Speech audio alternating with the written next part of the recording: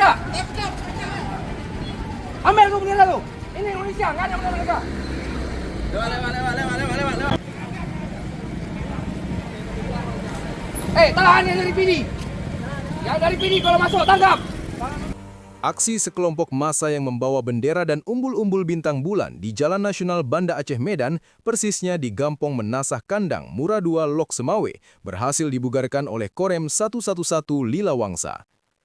Aksi yang berlangsung Kamis 25 Desember 2025 itu sempat macetkan arus lalu lintas dan menarik perhatian warga.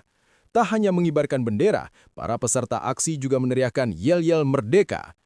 Namun, aksi itu tak berselang lama, sebab TNI dari Kesatuan Korem 111 Lila Wangsa yang dipimpin langsung oleh Kolin Ali Imron berhasil bubarkan demonstrasi tersebut.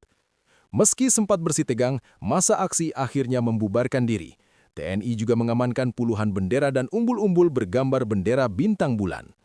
Saat membubarkan aksi itu, Ali Imron menegaskan bahwa tidak boleh ada aksi yang membawa bendera separatisme, apalagi berteriak merdeka, merdeka, merdeka. Tak ada merdeka-merdeka, ini Indonesia, tegas Ali. Gas, Kak. Ambil tuh bendera lu. Ini Indonesia, nggak ada bendera mereka.